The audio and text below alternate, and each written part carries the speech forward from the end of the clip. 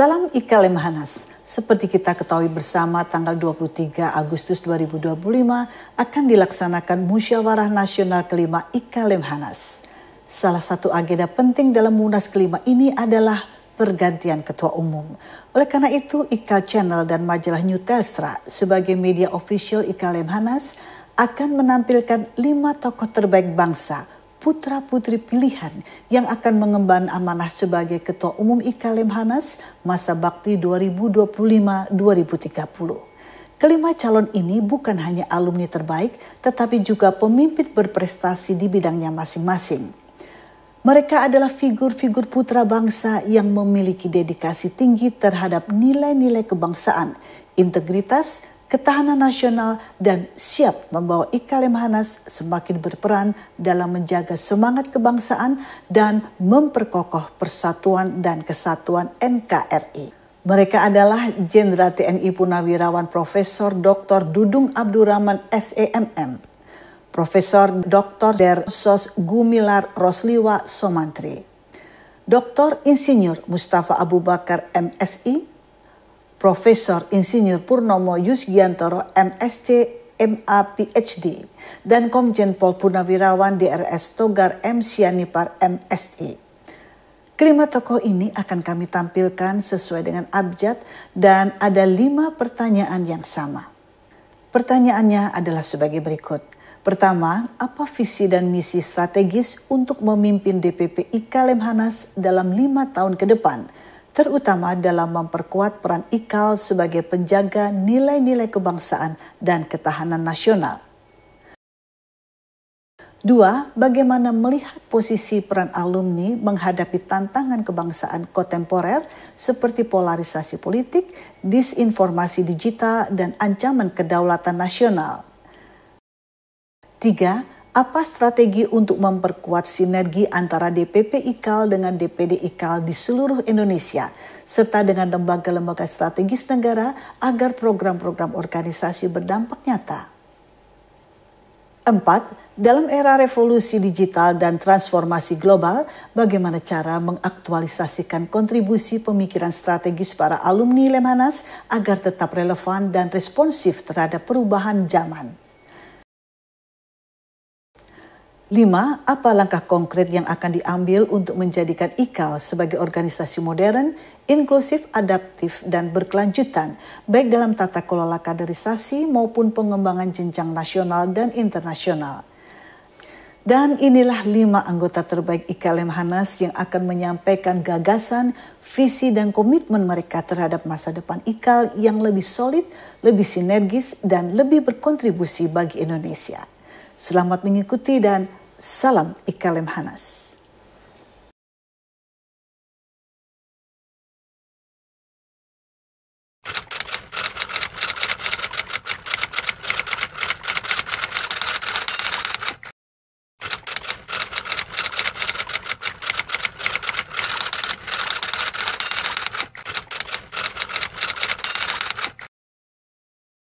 Pertama-tama saya menyampaikan dulu ucapan selamat menyongsong Munas IKA Lemhanas yang kelima yang insya Allah akan dilaksanakan tanggal 23 Agustus yang akan datang.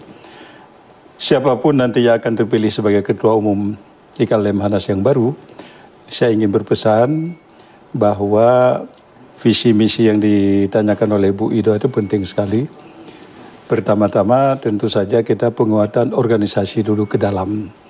Alhamdulillah 10 tahun terakhir ini di mana saya juga dipercayakan menjadi Wakil Ketua Umum 1 yang membidangi pengembangan organisasi, hampir semua provinsi kita sudah punya DPD.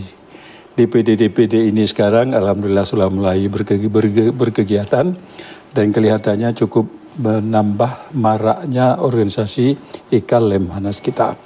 Dari 34 DPD kita sudah bentuk, sudah berhasil mengganti pengurus baru 17 tambah 15, 32 DPD. Insya Allah mereka nanti akan hadir semua ke dalam Munas, ditambah dengan angkatan-angkatan, baik itu angkatan reguler maupun angkatan yang taplai, P3DA dan sebagainya. Oleh karenanya kepada Munas kelima ini saya berharap sebagai fungsionaris yang aktif sekarang, untuk dapat kita sukseskan bersama. Kepada Ketua Umum yang baru nanti saya berpesan penguatan organisasi kita ke dalam ini yang sudah mulai bagus dan hampir rampung dapat dilanjutkan lebih dikuatkan lagi. Sehingga fungsi organisasi ini yang mempersatukan dan mengayomi semua anggota kita rasakan bersama.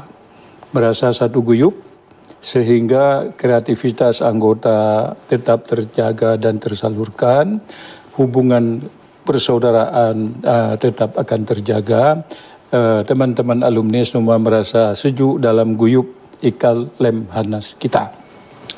Nah, di dalamnya tentu kita ada juga mengharapkan selain pengayoman, kesejukan, kekeluargaan, mengharapkan juga ada nilai kejuangan.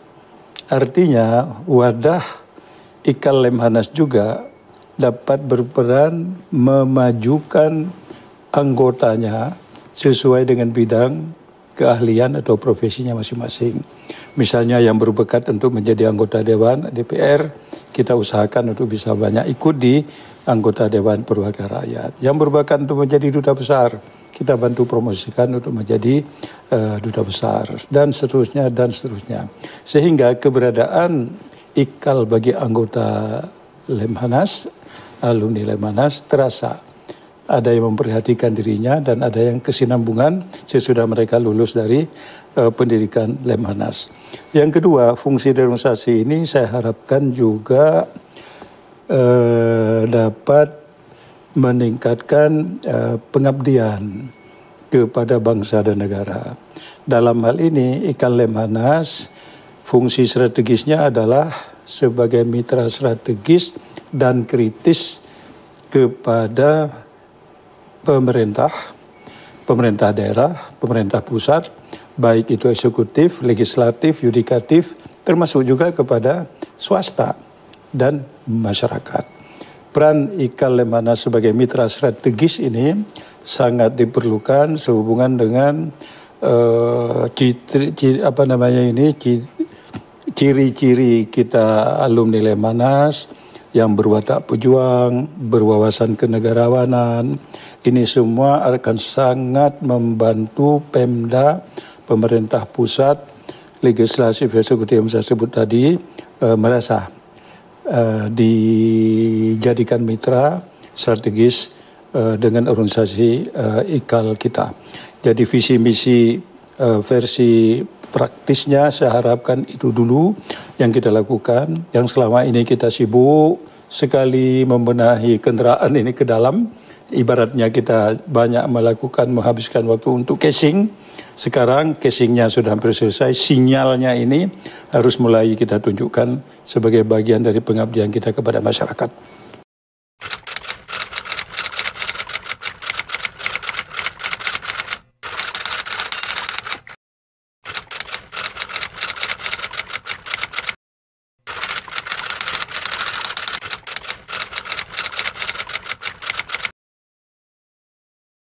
Nah, di sini penting sekali peran alumni Lemhanas dalam menjaga keutuhan dan kemajuan bangsa. Kita memakai semboyan selama ini, IKAL Lemhanas sebagai katalisator keutuhan bangsa. Sangat tepat. Dan saya ingin menambahkan malah kalau boleh, untuk periode berikutnya kita tambahkan IKAL Lemhanas sebagai katalisator keutuhan dan kemajuan bangsa. Kalau utuh saja khawatir diterjemahkan sebagai statis. Kalau kemajuan itu dinamis. Statis dan dinamis kita gandeng. IKAL Lemhanas sebagai katalisator kesatuan dan katalisator keutuhan ya dan kemajuan bangsa. Nah, artinya alumni kita dalam berbagai bidang di mana dia mengabdikan diri, kita harapkan betul-betul berperan sebagai pionir. Pionir dalam integritas, pionir dalam kapasitas, sehingga jati diri kita sebagai insan intelektual ya yang menjadi andalan sebagai kader atau sebagai pemimpin bangsa benar-benar tercermin dalam pengabdian kita. Saya berharap kader-kader IKAL yang tersebar di seluruh Indonesia, bahkan juga di luar negeri, dapat terus mengabdikan diri sebagai pionir atau sebagai katalisator tadi untuk kebersamaan, persatuan, keutuhan, sekaligus juga langkah-langkah strategis untuk kemajuan berbangsa dan bernegara. Jadi misi ini saya kira menjadi yang kedua sesudah tadi kita pembenahan diri ke dalam, juga melakukan langkah pengabdian sebagai katalisator keutuhan bangsa, keutuhan dan kemajuan bangsa tadi.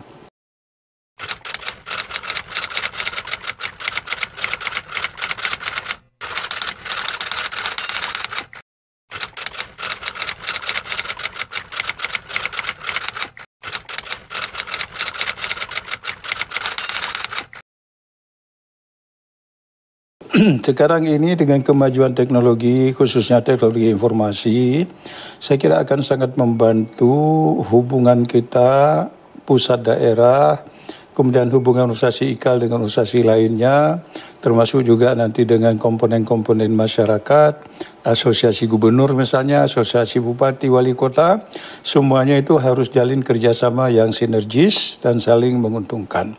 Barangkali ini dalam periode kami yang sekarang ini masih belum optimal. Kepada Ketua Umum yang akan datang, kami berharap mudah-mudahan kerjasama sinergis antar komponen bangsa ini dapat lebih ditingkatkan, dan saya harapkan IKAL Lemhanas malah menjadi pionir di depan untuk menggalang sinergi kolaborasi sesama komponen bangsa ini untuk mempercepat pembangunan nasional, untuk memberi contoh kepada masyarakat bahwa kita ada kapasitas, ada integritas yang bisa diandalkan untuk kemajuan bangsa dan negara.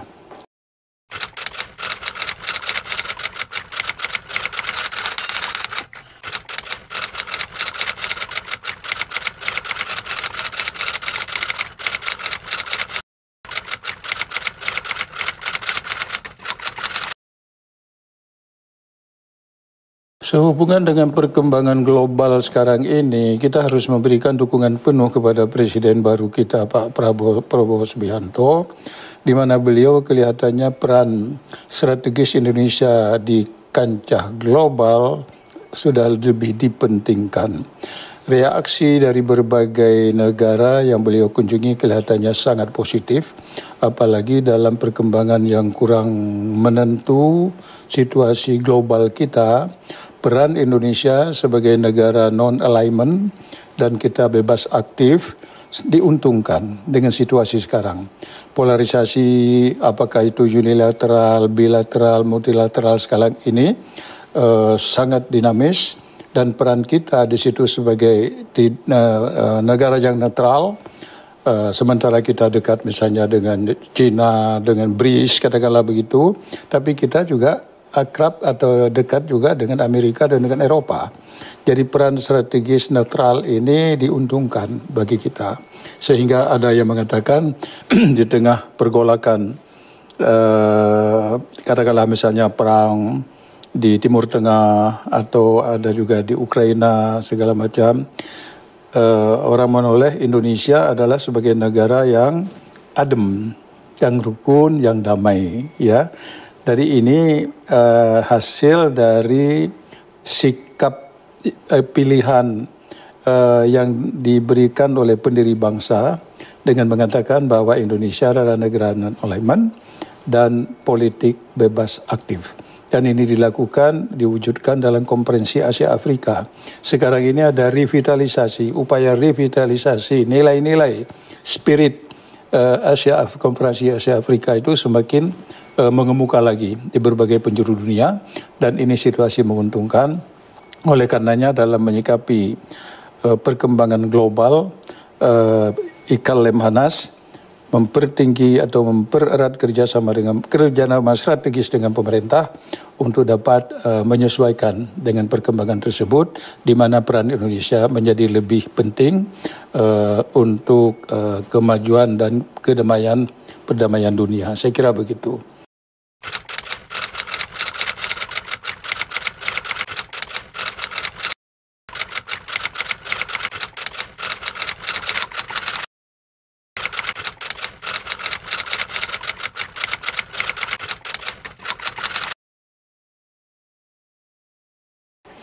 Ya betul sekali, IKAL Lemhanas ini harus mengikuti perkembangan. Sesuai dengan asta citanya Presiden Prabowo, di mana aspek sumber daya manusia mendapat perhatian yang penting. Selain tadi ideologi Pancasila menjadi number one, ketahanan dan keamanan nasional juga nomor 2. Sudah itu ekonomi kerakyatan dapat perhatian, khususnya untuk membangun industri dan hilirisasi, termasuk pelestarian sumber daya alam ya, dan juga kehidupan yang harmoni, yang katakanlah kita toleransi dan kerukunan antar komponen bangsa. Ini semuanya ada dalam pesan asta citanya Pak Presiden Prabowo. Nah, kita menyesuaikan perkembangan itu, memberikan kontribusi IKAL kepada pemerintah, kepada masyarakat untuk dapat lebih menyesuaikan kontribusi kita kepada perkembangan. Organisasi IKAL memang harus modern, manfaatkan IT, teknologi informasi, termasuk AI tadi itu dengan peran ganda. Ibarat pisau bermata dua, kalau kurang-kurang pandai kita memanfaatkan kemajuan ini, bisa jadi bumerang. Tapi sebaliknya, kalau kita pandai memanfaatkan ini menjadi efisiensi. Contohnya hari ini, kita melakukan pelantikan DPD serentak 4 provinsi di Indonesia, itu adalah memanfaatkan kemajuan teknologi. Hal seperti ini akan kita perluas lagi, mempererat kerjasama dengan daerah-daerah, termasuk dengan organisasi lain, bahkan dengan organisasi internasional. Jadi pertanyaan tadi bagus, bagaimana kita memanfaatkan kemajuan teknologi ini untuk memmodernisasi organisasi IKAL kita. Saya berharap mudah-mudahan Ketua Umum yang akan datang dapat memanfaatkan momentum ini untuk mengejar kemajuan IKAL ke depan. Saya ingin menambahkan dengan adanya ILC kita. IKAL jangan dikategorikan sebagai organisasi yang berorientasi kepada gerakan atau action di lapangan. Kadin misalnya, itu betul-betul mereka itu organisasi yang aksi ya sifatnya. Kalau kita IKAL, organisasinya kan sebagai think tank. Ya, kita mempunyai konsep-konsep strategis yang disumbangkan kepada pemerintah atau kepada masyarakat. Nah, ILC, IKAL Strategic Center, saya melihat sudah cukup bagus penempatannya dan pemberian perannya selama ini.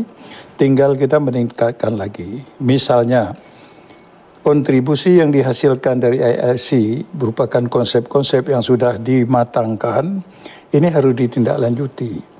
Dipilah nanti, katakan sudah ada 10 topik atau 10 isu yang sudah diolah oleh ILC, ini harus ditingkatkan lagi menjadi isu yang dibahas di tingkat nasional. Kalau perlu, isu-isu yang sudah matang itu diseminarkan di tingkat nasional. Hasil seminar itu sudah teruji dengan berbagai pakar, dijadikan simpulan untuk diadreskan kepada pihak-pihak terkait. Kita beruntung, produk kita ini multi-address. Boleh ke legislatif, boleh ke eksekutif, ke yudikatif, bahkan ke swasta. Kalau produk dari lembaga kita Lemhanas, adresnya kan tunggal kepada Pak Presiden. Dan itu tidak go public. Kalau kita boleh terbuka produk daripada ILC sebagai think tanknya IKAL Lemhanas, boleh dikemukakan secara terbuka kepada publik, boleh dikonsultasikan atau dikontribusikan kepada pihak-pihak terkait pemangku kepentingan. Jadi dengan demikian peran IKAL ini ke depan sebagai organisasi think tank yang prestisius, yang katakanlah berwawasan lingkungan, berpikir holistik dan sebagainya, betul-betul dapat kita wujudkan dengan konsep-konsep yang dihasilkan nanti oleh ILC. Saya kira demikian.